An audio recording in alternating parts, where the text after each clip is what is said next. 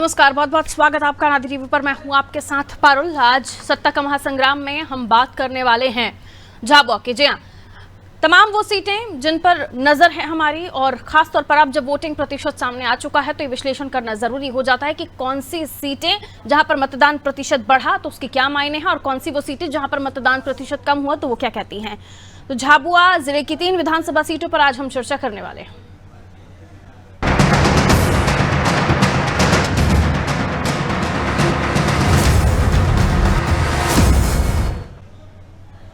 तो झाबुआ जिला आदिवासी बाहुल्य क्षेत्र है, आप जानते हैं, बड़ी संख्या में आदिवासी लोग रहते हैं। झाबुआ में जातिगत समीकरण काफी मायने रखते हैं और इन्हीं से हार जीत का समीकरण तय होता है। यहाँ की 85% आबादी आदिवासी है। जिले में कुल 3 सीटें हैं और इन सभी सीटों पर कांग्रेस का कब्जा है, यानी झाबुआ कांग्रेस का गढ़ माना जाता है। इस बार जिले में 76.73% तक मतदान हुआ। झाबुआ सीट की बात की जाए तो विक्रांत भूरिया भानु भूरिया के बीच मुकाबला था और इस सीट पर 65.61% तक वोटिंग हुई है, जो 2018 की तुलना में करीब 1% ज्यादा है। वहीं थांदला सीट पर बात करें तो पिछले चुनाव के मुकाबले यहां ज्यादा वोट डाले गए। 86.97% लोगों ने यहां वोट कास्ट किया, लेकिन पेटलावद सीट ऐसी रही जहां पर 2018 की तुलना में कम वोटिंग दर्ज की गई। पेटलावद सीट पर 79.39% मतदान हुआ है, जबकि 2018 में यहाँ 81.6% तक वोट डाले गए। बहुत ज्यादा अंतर नहीं है, लेकिन अंतर है। खैर, इन तीनों सीटों पर कम और ज्यादा वोटिंग के क्या मायने हैं ये भी समझने की कोशिश करेंगे, और सत्ता का महासंग्राम में आज हम डिकोड करने वाले हैं मतदान प्रतिशत आखिर जो निकलकर सामने आया है वो क्या कुछ कहता है। 3 सीटों पर क्या कुछ आंकलन होना चाहिए या हो सकता है, क्योंकि झाबुआ जो कि आदिवासी सीट है और आदिवासियों के लिए कहा ही जाता है कि आदिवासी जिस ओर सत्ता की चाबी उस ओर। पिछली बार 2018 में कहा गया कि आदिवासी शायद बीजेपी से छिटक गए, इसलिए 2018 में बीजेपी मध्य प्रदेश में जीत दर्ज नहीं कर पाई। हालांकि वोट परसेंट बीजेपी का ज्यादा रहा, सीटें कम हुई। लेकिन अब जब झाबुआ की हम बात कर रहे हैं और तीनों की तीनों सीटें जब कांग्रेस के पास, और एक सीट तो यही कहा जाता है कांग्रेस का गढ़ है, काफी लंबे समय से भूरिया फैमिली के पास है, और यहाँ पर दोनों ही भूरिया के बीच मुकाबला होगा। और इसी को लेकर हम चर्चा करने की कोशिश कर रहे हैं। हमारे साथ मनोज वर्मा जी हमारे पॉलिटिकल एडिटर हैं, उनसे हम और भी समझने की कोशिश करेंगे कि इन 3 विधानसभाओं पर जो मतदान प्रतिशत मनोज जी सामने आया है उसको लेकर आपका आंकलन क्या कहता है, क्योंकि आदिवासी क्षेत्र है, मतदान प्रतिशत बढ़ा भी सामने आया है, लेकिन पेटलावद पर 1% गिरा भी है। देखिए, चूंकि आदिवासी इलाका है और बीजेपी कांग्रेस का पूरा फोकस इसी इलाके में था कि आदिवासियों के वोट बैंक को कैसे रिझाया जाए, चाहे वो पूरे निवाड़ की बात हो, चाहे महाकौशल की बात हो, चाहे विंध्य की, जितना भी आदिवासी बहुल इलाके हैं, बीजेपी ने खासी कैंपेनिंग की। हमने देखा प्रधानमंत्री नरेंद्र मोदी के साथ साथ जो जिला प्रशासन था उसने पूरा प्रयास किया था कि वोटिंग का परसेंटेज किसी तरह बढ़े। लेकिन ये वो इलाका माना जाता है क्योंकि यहाँ से पलायन की बहुत ज़्यादा स्थिति है, क्योंकि यहाँ के जो अधिकतर मजदूर हैं, क्योंकि इंडस्ट्रियल एरियाज पूरे इलाके में नहीं है, ना झाबुआ में ना अलीराजपुर में, जिसको लेकर मांग उठती रही है। तो यहाँ के ज़्यादातर मजदूर जो है खेती किसानी के दिनों को छोड़कर वो पड़ोस के गुजरात में चले जाते हैं। और दिवाली के समय चूंकि इनके लिए कोई बहुत ज़्यादा मायने रखता नहीं दिवाली का त्यौहार आदिवासियों के लिए, तो बहुत कम संख्या में ये लोग वापस आते हैं इस त्यौहार को मनाने के लिए। इसलिए कई बार होता है कि जब भी सीजन में यहाँ वोटिंग होती है तो हमेशा उसका वोट शेयर बहुत ज़्यादा कभी कभी बढ़ नहीं पाता है। दूसरी एक और बात है कि चूँकि थोड़ी बहुत जागरूकता हमने देखी और महिलाओं का वोट शेयर जो बढ़ा है जिस प्रकार से, तो माना जा रहा है कि शायद लाडली लक्ष्मी या लाडली बहना जो 2-3 स्कीम है उसने काम किया है। लेकिन जैसा आपने ही बताया कि झाबुआ की अगर हम बात करें तो भूरिया परिवार का एक तरह से गढ़ माना जाता है, लेकिन पिछले चुनाव में हमने देखा था कि वहाँ से कांतिलाल भूरिया चुनाव हारे, खुद विक्रांत भूरिया वहाँ से एक बार चुनाव हार चुके हैं, और जो बीजेपी के उम्मीदवार थे वो विधानसभा चुनाव जीतने के बाद में वो संसद बने और इसलिए वो सीट खाली हुई थी, जो उपचुनाव में फिर कांतिलाल भूरिया जीत गए थे, और अब उनकी जगह उनके बेटे विक्रांत भूरिया को मैदान में उतारा है, जो कि NSUI के, जो कि यूथ कांग्रेस के भी आज प्रदेश अध्यक्ष हैं। भानु भूरिया बीजेपी का युवा चेहरा है और इस बार सीट पे मक्कर दे रहे हैं। पिछली बार हमने देखा था कि वेल सिंह मीणा वो निर्दलीय होकर उन्होंने कांग्रेस को खासा नुकसान पहुंचाया था, लेकिन इस बार भी लग रहा था कि वो शायद नुकसान पहुंचाएंगे, लेकिन कांग्रेस ने उनको बना के बिठा लिया, क्योंकि आमतौर पर वो 20-30 हज़ार वोट ले जाते हैं जिसका सीधा सीधा नुकसान वहाँ कांग्रेस को उठाना पड़ता है। और पिछली बार तीनों ही सीटें जो है कांग्रेस ने जीती थी। पेटलावद सीट की हम बात करें तो निर्मला भूरिया, इनके पिता दिलीप सिंह भूरिया कांग्रेस में लंबे समय से रहे, बीजेपी ने उनको अपने पास लाई, और निर्मला भूरिया एक बार मंत्री भी रह चुकी है। पेटलावद में जो कांड हुआ था जिसमें लगभग 100 लोगों की मौत हुई थी, उसके बाद के हुए उपचुनाव में निर्मला भूरिया को हार का सामना करना पड़ा था और पार्टी ने एक बार फिर से उन पर भरोसा जताया। तो कह सकते हैं ये 2 जो सीटें हैं कि एक झाबुआ और एक पेटलावत, इस पर हर किसी की नज़र होगी। बिल्कुल, झाबुआ और पेटलाबाद ऐसी जगहें होंगी जिस पर सबकी नज़र होगी और ये देखना भी दिलचस्प होगा कि अब जब नतीजे आएंगे तो क्या वाकई निर्मला जी अपना पुराना परफॉर्मेंस दोहरा पाएंगी या फिर इस बार कांग्रेस फिर से ये सीट निकालने में कामयाब होगी। और साथ ही विक्रांत भूरिया के बारे में मैं आपसे समझना चाहूँगी मनोज जी। वैसे तो पॉलिटिक्स उनके ब्लड में है, लेकिन उसके बावजूद जितना कांतिलाल भूरिया को जन समर्थन हासिल है उतना विक्रांत भूरिया कवर कर पाए हैं क्या? देखिए निश्चित तौर पर, क्योंकि वो खुद डॉक्टर भी हैं और कोरोना में उन्होंने काफ़ी क्षेत्र में काम किया था जी, जिसके कारण उनकी लोकप्रियता वहाँ बढ़ी है। और चूंकि अब वो यूथ कांग्रेस के प्रदेश अध्यक्ष हैं तो इस नाते पूरे प्रदेश में उन्होंने अपना नेटवर्क बढ़ाया और खासतौर से अपने इलाके में काफ़ी उन्होंने काम किया है। और यही कारण है कि कांतिलाल भूरिया ने अपने कदम पीछे खींचे हैं और अपने बेटे को वो ज़्यादा प्रमोट कर रहे हैं। और कांतिलाल भूरिया और उसके साथ विक्रांत भूरिया दोनों ही वहाँ लंबे समय से सक्रिय हैं ताकि उस पूरे जो भूरिया परिवार का जो वोट बैंक है उसको बनाए रखा जा सके। और यही कारण हमने देखा कि स्टार प्रचारक बनाने के बाद भी कांतिलाल भूरिया ने झाबुआ क्षेत्र नहीं छोड़ा, वो अपने बेटे के लिए लगातार वहाँ सक्रिय रहे। इसी प्रकार हमने देखा कि जब भोपाल या कहीं प्रदर्शन की जरूरत पड़ती थी तब विक्रांत भूरिया निकलते थे, अन्यथा वो पूरे समय अपने क्षेत्र में सक्रिय बने रहते थे। बाकी हमारे साथ मेहमान भी जुड़े हुए, हमारे सहयोगी दशरथ भी जुड़े हुए हैं और सभी का मैं स्वागत करती हूँ। हमारे साथ दशरथ हमारे सहयोगी जुड़े हैं, बहुत बहुत साथ ही हमारे साथ बाकी जो मेहमान जुड़े हुए हैं। नीलेश भानपुरिया जी हमारे साथ जुड़े वरिष्ठ पत्रकार हैं। नीलेश जी बहुत बहुत स्वागत आपका। और साथ ही हमारे साथ जो बाकी मेहमान जुड़े हुए हैं उनमें दौलत साहब बहुत स्वागत करती हूँ आपका, और जाकिर साहब आपका भी बहुत बहुत स्वागत करती हूँ अनादि टीवी पर। सबसे पहले मैं दशरथ आपसे ही जानना चाहूँगी। दशरथ, जब चुनावी मुद्दे रहे तो वहाँ पर उसके बाद हमने देखा कि काफ़ी जोर लगाया जो सेंट्रलाइज रहे नेता, उन्होंने प्रियंका गांधी का भी काफ़ी यहाँ पर फोकस रहा, राहुल गांधी भी मालवा निमाड़ पर फोकस किए हुए थे और खुद पीएम भी यहाँ पर नज़र बनाए हुए थे। क्या वहाँ पर जब इलेक्शन, क्योंकि हमने डे एंड तक भी देखा है कि कई सारे मुद्दों ने असर डाला, तो इलेक्शन डे पर जब मतदान करने वोटर्स जा रहे थे उस वक्त आपने क्या महसूस किया? हवा में कौन से वो मुद्दे थे जिन पर वोट कास्ट हुआ होगा, मत प्रतिशत जो निकलकर सामने आया? जी बिल्कुल बताना चाहूंगा मैं आपको। अगर झाबुआ जिले की अगर बात करें, सबसे बड़ा मुद्दा यहाँ पर बेरोजगारी का है, क्योंकि यहाँ पर रोजगार नहीं, रोजगार को लेकर यहाँ पर लोग काफी परेशान हैं। तो सबसे बड़ा मुद्दा है। दूसरा मुद्दे की अगर हम बात करें तो देखने अगर उद्योग क्षेत्र है, क्षेत्र होते भी यहाँ पर लोगों को रोजगार नहीं मिल रहा है, लोगों को काम करके ले जाना पड़ रहा है। जबकि मालूम है कि इतना बड़ा झाबुआ जिले का सिर्फ एक ही जो मैकेनिकल उद्योग क्षेत्र है जहाँ पर जो कंपनी डेवलपमेंट होना चाहिए थी, लेकिन वहाँ कंपनी खुलने की वजह से कंपनियां बंद हो गई, बंद से कारोबार पर चली गई है। इसकी वजह से लोगों को काफी बेरोजगार होकर यहाँ के प्लान के लिए जाना पड़ रहा है। सबसे बड़ा मुद्दा तो बेरोजगारी का यही है। ठीक है, लौट रही हूँ आपके पास।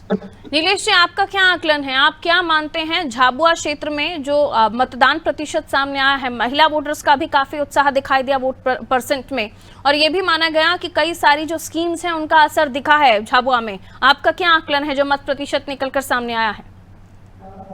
नीलेश जी, नीलेश जी जी। मेरा ऐसा मानना है कि विकास के साथ विश्वास पैदा होता है। बाकियों को म्यूट कर दीजिए, बैकग्राउंड से कुछ वॉइस आ रही, डिस्टर्बेंस है। जी नीलेश जी, आप कंप्लीट कर लीजिए।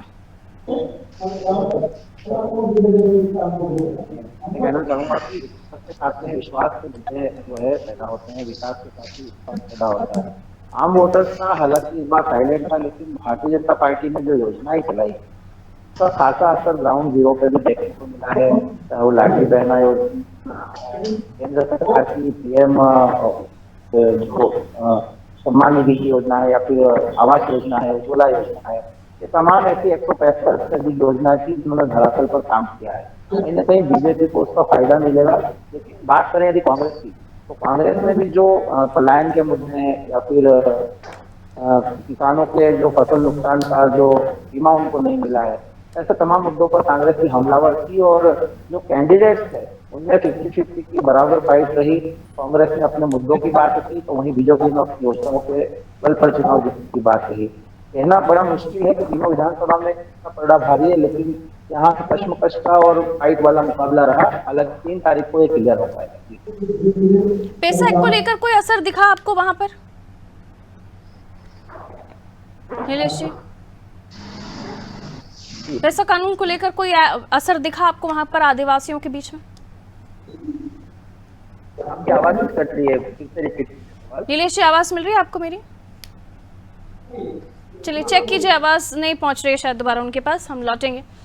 हमारे साथ जो मेहमान जुड़े हुए हैं, साबिर साहब आपका भी स्वागत। कांग्रेस से हमारे साथ जुड़े हुए हैं। दौलत जी बीजेपी से हमारे साथ जुड़े हैं, पूर्व जिला अध्यक्ष हैं दौलत जी। दौलत जी, तीनों सीटें कांग्रेस के पास, क्या कीजिएगा? कोई चमत्कार ही अब ये यहाँ पर आपको लीड दिला सकता है, ऐसा लगता है आपको? इस बार तीनों सीट भारतीय जनता पार्टी के पक्ष में जाएगी। मध्य प्रदेश सरकार के 165 योजनाएं गरीबों के लिए, मजदूरों के लिए, किसानों के लिए, महिलाओं के लिए, सामान्य वर्ग के लिए, पिछड़ा वर्ग के लिए कार्यरत है। और 356 मतदान केंद्रों पे कोई भी मतदान केंद्र ऐसा हमारा बाकी नहीं जहां हमारे योजनाओं के लाभार्थी नहीं है। केंद्र सरकार की सैकड़ों योजनाओं का लाभ यहाँ मिल रहा है, चाहे प्रधानमंत्री आवास योजना, प्रधानमंत्री उज्ज्वला योजनाओं, किसान निधि की योजनाओं और अपने प्रधानमंत्री सड़क योजनाएं, जिससे विकास की गति झाबुआ जिले में एकदम से आगे बढ़ी है। अभी आप यहाँ बात कर रहे थे औद्योगिक क्षेत्र की, हमारे साथी, तो मैं बताना चाहता हूँ कि भारतीय जनता पार्टी की सरकार के समय स्वर्गीय वीरेंद्र सकलेचा जी जब उद्योग मंत्री थे, उस समय 2 मध्य प्रदेश में औद्योगिक क्षेत्रों का विकास हुआ था, एक पीथनपुर और दूसरा मेघनगर। आज पीथनपुर एशिया का सबसे टॉप मोस्ट औद्योगिक क्षेत्र बन गया है। और झाबुआ जिले में मेघनगर इसलिए नहीं बन पाया कि कांग्रेस के 60 साल तक शासन रहा, यहाँ के जनप्रतिनिधि, यहाँ के विधायक, और इन्होंने कभी भी उस क्षेत्र को विकसित नहीं होने दिया। पलायन की ये बात है तो मैं उसका खंडन करता हूँ। पलायन नहीं है, एक्चुअल में यहाँ का आदिवासी खेती किसानी का बिजनेस करता है, उसके बाद फुर्सत हो जाने के बाद वो आर्थिक उपार्जन के लिए अन्य राज्यों में जाता है और आर्थिक उपार्जन करके वापस लौट आता है। पलायन उसको बोलते हैं जो स्थायी रूप से जो यहाँ से एक बार चला गया और वापस नहीं आए, उसको हम पलायन बोलते हैं। इसलिए पलायन कहना गलत है। वो तो आर्थिक उपार्जन के लिए जा रहे हैं, अपनी आर्थिक स्थिति सुदृढ़ करने जाते हैं। वहाँ उनको लेबर चाहिए, उनको मजदूरी ज्यादा मिलती है, इसलिए जाते हैं। रोजगार के लिए जाते हैं अफसर जी, रोजगार के लिए। भाजपा ने कोई रोजगार के लिए ही जा रहे हैं। बीच में मत बोल, मेरे को बोलने दो, फिर नहीं तो फिर मैं आपको बोलने नहीं दूंगा। दूसरा, आपके पास सबिर जी रुक जाइए। तीनों विधानसभा का जहाँ तक मामला है, हम 100% लाडली बहना योजना के माध्यम से और हमारी योजनाओं के माध्यम से हम जीतेंगे। प्रधानमंत्री हमारे नरेंद्र मोदी जी का प्रवास हुआ, उसका भी असर है।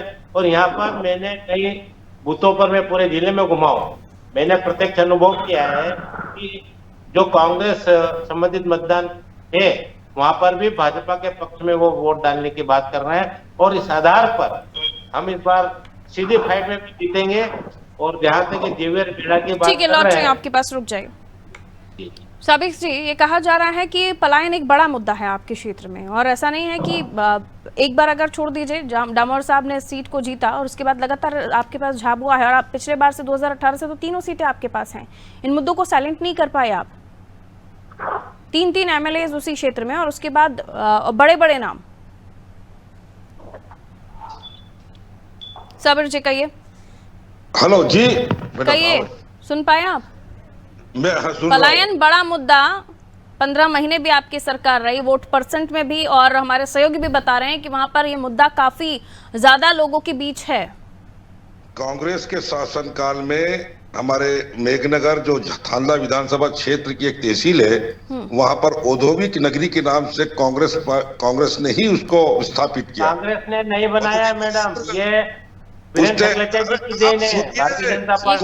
दीजिए दौलत जी, बोल लेने दीजिए, मैं वापस आ जाऊंगी आपके पास।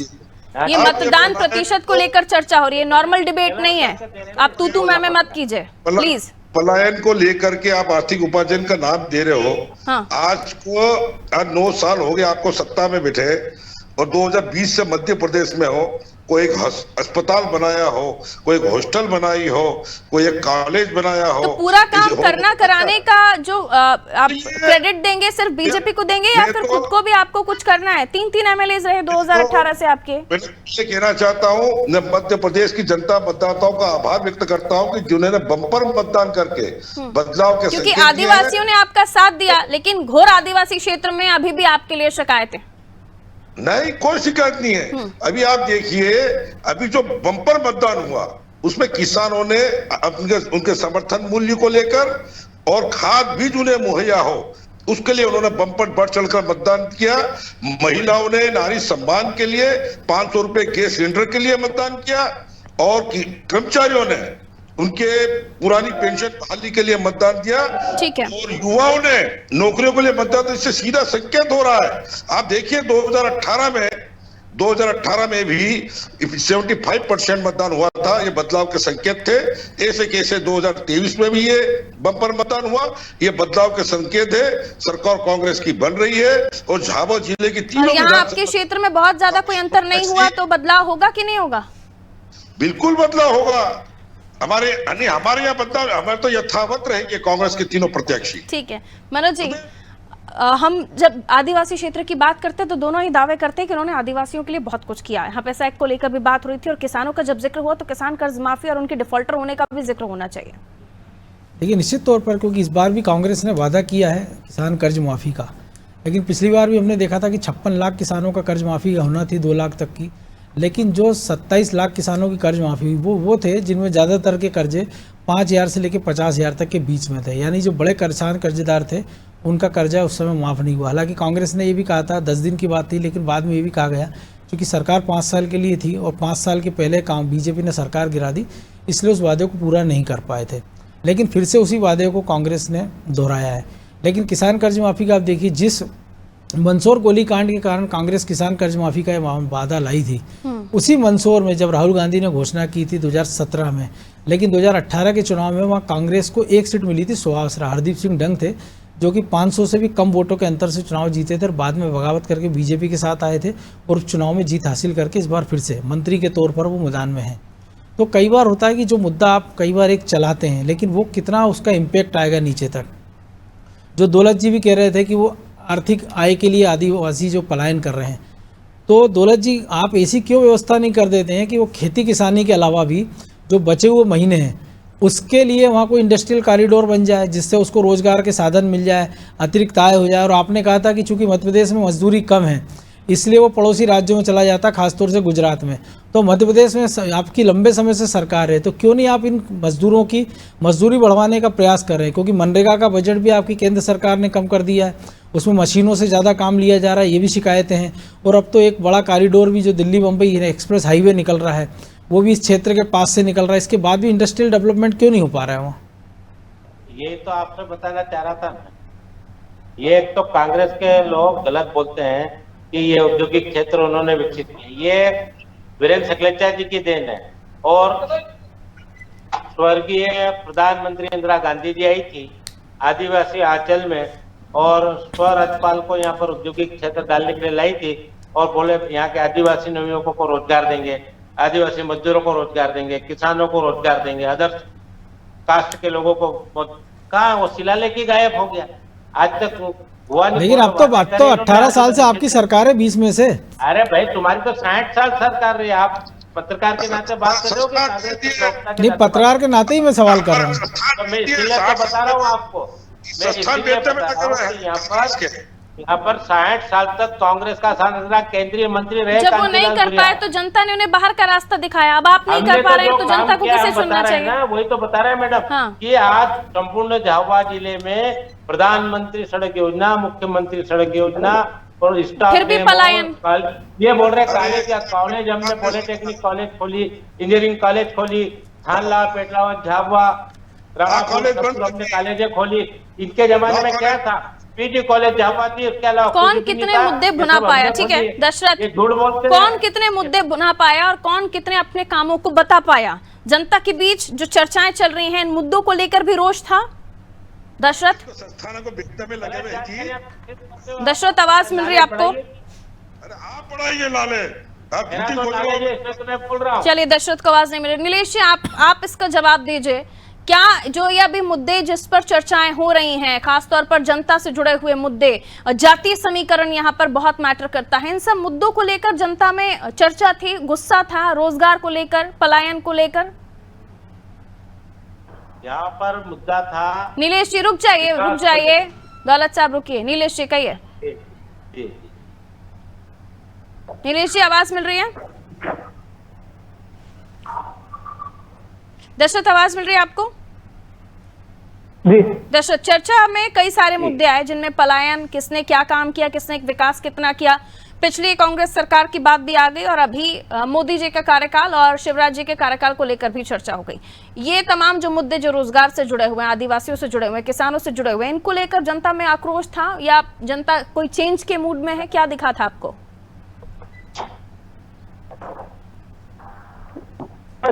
देखिए, झाबुआ जिले का जो किसान है आदिवासी है, इस बात में बहुत भला भला है। रुकिए दशरथ, नीलेश जी बोल रहे हैं। हाँ नीलेश जी बोलिए।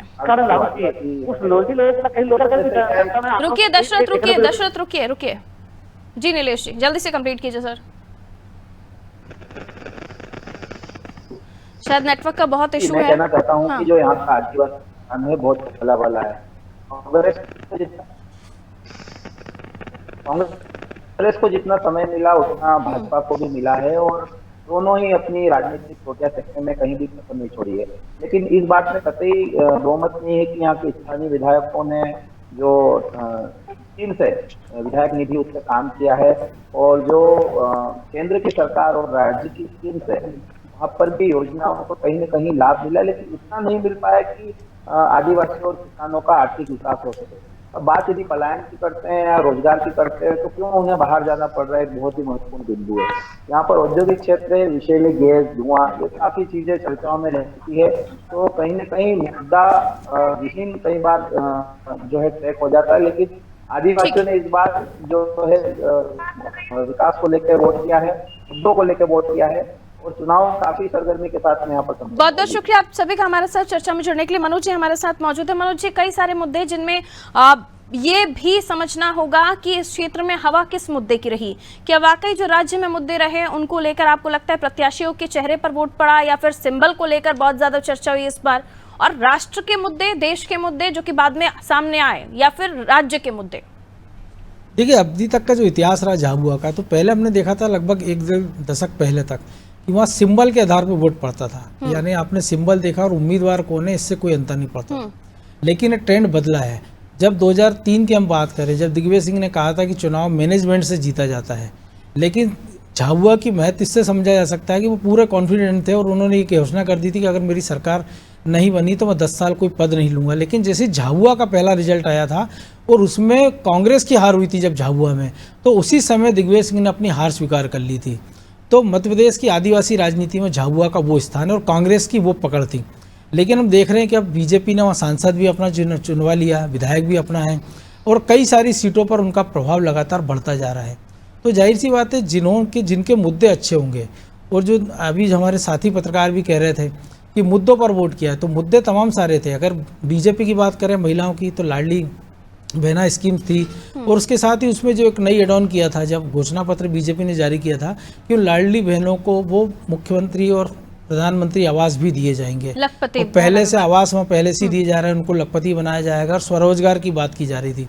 क्योंकि इस इलाके में रोजगार एक बड़ा मुद्दा है, तो क्या इस मुद्दों के साथ आदिवासी गया है? और जो पिछली बार जैस और कांग्रेस का एक कॉम्बिनेशन था जिसके कारण पूरे मालवा निमाड़ में बीजेपी को नुकसान हुआ था जी। इस बार वो जैस और कांग्रेस बटे हुए नजर आए हैं। तो क्या उसका अंतर दिखेगा, ये 3 तारीख को पता लग पाएगा। बिल्कुल। जयस अगर छूट गया है या टूट गया है कांग्रेस से, तो उसका नुकसान देखने को मिलता है नहीं मिलता है, ये आने वाले समय के साथ 3 तारीख को पता चल जाएगा। बहुत बहुत शुक्रिया मनोज हमारे साथ जुड़ने के लिए। तो झाबुआ की वोटिंग परसेंट जो आई 76.73 और इसी के साथ तमाम जो 3 सीटें हैं वहां पर भी वोट परसेंट सामने आया, लेकिन ये आकलन किया गया कि पेटलावद में 1% से 2% कम हुआ है। बहरहाल महिलाओं ने भी बम्पर मतदान किया है। और जब हम झाबुआ की बात करते हैं तो आदिवासी वोट बैंक, आदिवासी फैक्टर जुड़ जाता है। आदिवासियों को जिसने साधा, मध्य प्रदेश में उसका परचम लहरा, ये कहा जाता है। लेकिन 3 तारीख बताएगी कि झाबुआ, जिसको लेकर इतिहास है कि दिग्विजय सिंह साहब के समय पर भी जब झाबुआ वो हार गए थे तो उन्होंने कह दिया था कि अब उनकी सरकार नहीं बन रही है। तो वो फैक्टर झाबुआ से जुड़ा हुआ है, यानी वहां से पता चलता है कि मध्य प्रदेश में क्या हवा है। फिलहाल 3 तारीख को हम होंगे आपके साथ, 3 तारीख को बतलाएंगे ये आखिर क्या कुछ नतीजे निकलकर सामने आते। शुरुआती दौर से रुझानों पर भी हमारी नजर होगी। फिलहाल मुझे दीजिए इजाजत, रखिए अपना ख्याल। 3 तारीख को जरूर जुड़िए। नमस्कार।